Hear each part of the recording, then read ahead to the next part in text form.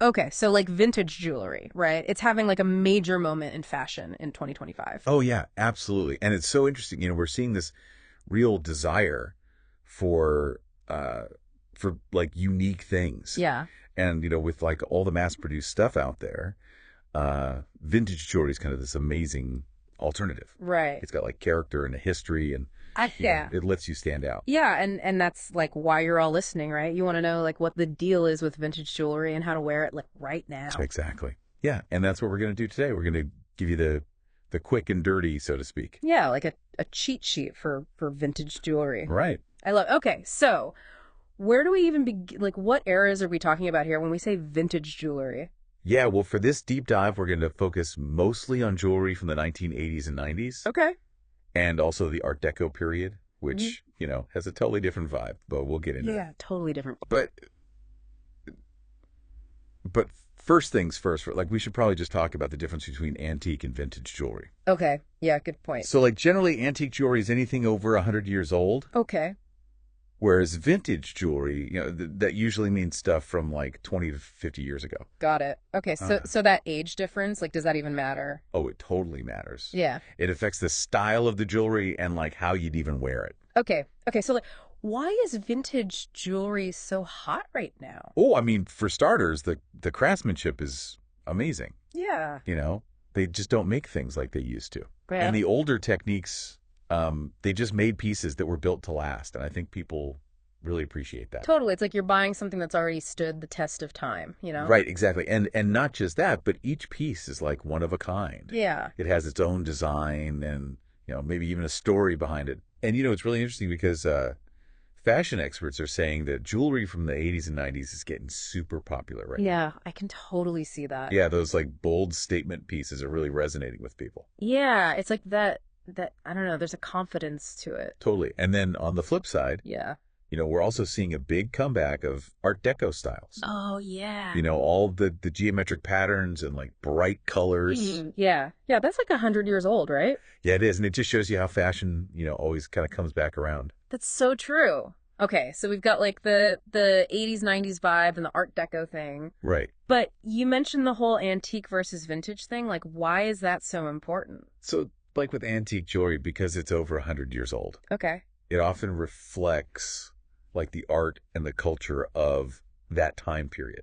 Okay. Like you might see a lot of hand cut gemstones or like really intricate metalwork. Wow. And these pieces can be a little more delicate, just because of their age. But vintage jewelry, especially from like the mid to late 20th century, it often fits in better with like current styles. So like a delicate little antique brooch versus like a huge 80s gold chain. Exactly. Huh. Yeah, the antique piece might be perfect for like a really formal event, Right. whereas the 80s chain would look amazing with like a simple modern outfit. Gotcha. Okay, let's talk more about those 80s and 90s styles that are coming back. Like, what are we seeing? Well, it's all about being bold and making a statement. Yeah. The late 20th century was all about expressing yourself. Yeah. And jewelry was a big part of that. So we're seeing a lot of like big gold chains, Yeah. Yes. oversized earrings, like big hoops and dangles, Oh, yeah. and layered necklaces. It was like the more the merrier. Right, right. So how do you make like those big pieces work with today's styles, which are sometimes like more minimal? Yeah, that's a great question. It's all about the contrast, Yeah. Like you could pair a simple dress or a blazer with a chunky gold chain, and it just adds this like cool edge Oh, yeah. and makes the jewelry the focal point. Yeah, I love that. And, designer pieces from that era, like early Cartier, are really in demand Okay. because they have that bold style, but they're also incredibly well made. Right. And there's also like a nostalgia factor, Yeah. for millennials and Gen Z who maybe remember these styles from their parents or are discovering them for the first time. It's like that cool retro vibe. Totally. Great. Okay, so now let's switch gears to Art Deco, which is, a much older style, but making a big comeback. Okay, for those of us who don't know much about Art Deco, like what is it exactly? So Art Deco, it was really popular about 100 years ago, Okay. and it's all about like strong geometric shapes. Mm. Think like zigzags and sunbursts Yeah. and bold colors, and everything's very balanced and symmetrical. Okay. It's just got this like really elegant and sophisticated feel. Yeah, it's like So glamorous. Yeah, so in jewelry, you'll often see materials like platinum and white gold, Oh, wow. and diamonds and like colorful gemstones like sapphires, emeralds, and rubies. Yeah. And they're often set in these like really dramatic geometric patterns. Wow. Okay. And what's really cool is that Art Deco designs actually work really well with modern fashion Oh, okay. because both of them, they often use clean lines and simple shapes. Yeah, I see that. So whether you find an original Art Deco piece from the 1920s Oh, or wow. like a new piece that's inspired by Art Deco, it'll definitely add some glamour to your look. I love it. Okay, so we've got like the 80s, 90s statement pieces and elegant Art Deco stuff. Right. How do we actually wear all this, with our clothes? Well, you got to think about it a little bit. That's okay. It's about finding the right balance between the vintage piece and your modern outfit. Yeah. So you got to think about like the size of the jewelry and the style of both the jewelry and your clothes, and of course the occasion. That's okay. Yeah, that makes sense. It all kind of plays a part. Okay, so speaking of specific pieces, our sources are saying that brooches are making a comeback, which I was not expecting. Yeah, oh, right. Brooches haven't really been a thing for a while. Right, like not at all. But yeah, fashion experts are saying they're back in a big way for 2025. Wow. They're like the surprise accessory of the year. Interesting. Yeah. And what's great about brooches is that they can really elevate like a simple outfit. Okay. Turn it into something really stylish. I see. And vintage brooches, they come in like so many different designs. Oh. Like you can find animal shapes and Art Deco pieces and Victorian styles. Like it's amazing. So like how are people wearing them now? Well, definitely not just on like a grandma sweater anymore. Okay, good. I mean, you can put them on the lapel of a jacket Oh, okay. or on a handbag strap Yeah. or on a sweater or even in your hair. Oh, wow. Yeah, some people are even like wearing multiple brooches together on a blazer. Oh, okay. It's very like fashion forward. That's cool if I'm just starting out with brooches. Like, where do I begin? I would say start with one like really eye-catching brooch and wear it on something simple like a solid colored top or dress. Okay, cool. And what about mixing different types of jewelry? Like, can I wear a vintage necklace with modern earrings? Oh, for sure. Mixing metals and eras is a great way to create a look that's like really personal and sophisticated. Okay. It shows that you have your own style. Okay. Like, how would you do that? Well, for example, you could wear like a delicate gold Victorian locket with some modern silver stud earrings. Oh, okay. Or you could stack some vintage bangles with some simple modern bracelets. Yeah. The key is to have like a unifying element, Okay. Like maybe they all share a similar color or design theme. Right, but they don't have to match perfectly. Exactly. And this kind of mixing works especially well for casual looks, where you Oh. can really show off your personal style. I like that it takes the pressure off. Right. Okay. So now we know how to wear it, but how do we know if we're buying good quality vintage jewelry? That's a super important question. Buying vintage jewelry does require some knowledge and a little bit of attention to detail. So whether you're shopping online or in a store, there are things to look for. Okay, what should we be checking out? Okay, so first, look at the craftsmanship. Vintage pieces, especially high quality ones, are often much better made than like mass-produced stuff today. Okay. So like pick up the piece and feel the weight. Okay.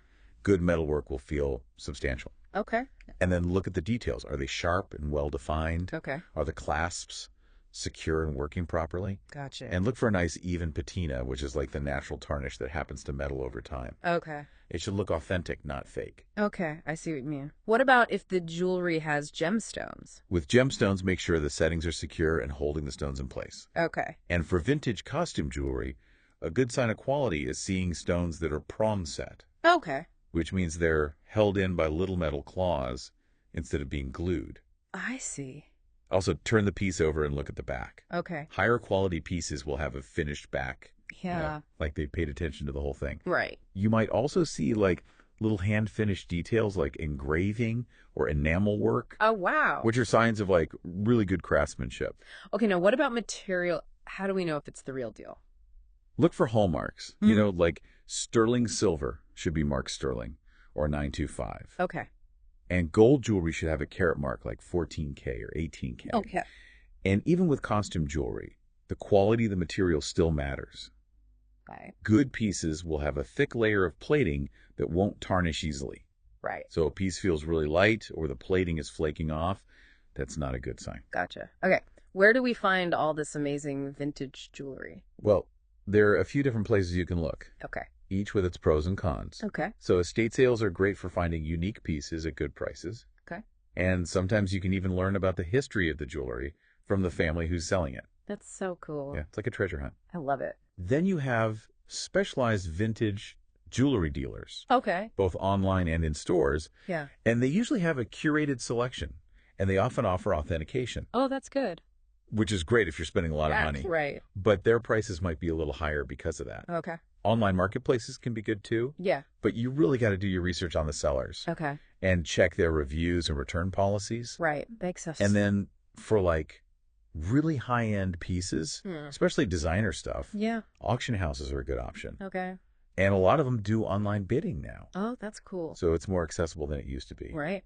And finally, don't forget about building relationships with vintage jewelry dealers. Oh, okay. They can sometimes give you access to pieces before anyone else, Wow. and they can share their knowledge with you. That's awesome. Okay. So let's say we found some beautiful vintage jewelry. How do we take care of it? Vintage jewelry is a bit more delicate than modern jewelry, so it needs a little extra care. Okay. The materials and the way it's made, Yeah. it can be more fragile. Okay. So let's start with cleaning. What are the do's and don'ts? Okay, so for delicate costume jewelry, especially pieces with glued stones or delicate finishes, Yeah. the safest way to clean them is with the soft, damp cloth. Yeah. Okay. Don't soak them in water or use harsh jewelry cleaners Okay. because that can ruin the glue or the finish. Gotcha. For sterling silver, a silver polishing cloth works great. Okay. It removes tarnish without scratching or anything. Okay. Good to know. And for gold and platinum pieces that don't have delicate stones, Yeah. you can usually use mild soap and warm water with a soft brush. Okay. Just make sure to rinse and dry them really well. Okay. But be careful with pearls, opals, emeralds, and other soft stones. Okay. Those are better left to a processional jeweler. Okay. Yeah. I don't want to mess those up. Yeah, it's always best to ask an expert if you're not sure. Okay. Makes sense. So what's the best way to store our vintage jewelry? Storage is super important for keeping your jewelry in good condition. Okay. The best way to prevent scratches is to store each piece separately in a soft pouch or a jewelry box with compartments. Okay. And for sterling silver, put some anti-tarnish strips in your jewelry box. Oh, okay. And pearls and other organic materials like coral they should be stored away from heat and humidity, Okay. because that can damage them. Got it. And, having a good storage system not only protects your jewelry, Yeah. but it also makes it easier to see what you have and, actually wear it. That's a good point. All right. So we've learned so much about vintage jewelry. We have. To wrap things up, what are the main things our listeners should remember if they want to start wearing vintage?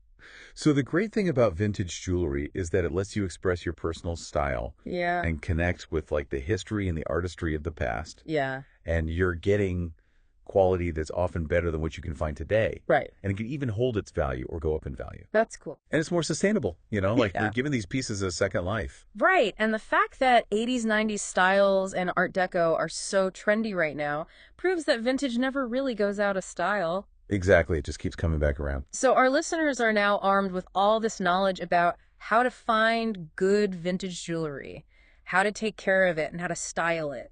They're ready to go. They can start their own vintage jewelry journey. Exactly. And hopefully they'll realize that vintage jewelry is so much more than just an accessory.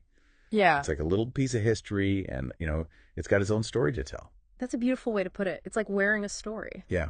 It makes you think about, all the people who owned it before you and the things they went through. Wow. I love that. Thank you so much for taking us on this deep dive. My pleasure. It's great talking about all this. Yeah, it was fantastic. I hope everyone's feeling inspired to try some vintage jewelry. Me too. Thanks again. You're welcome. All right, everyone. That's it for this deep dive. We'll catch you next time.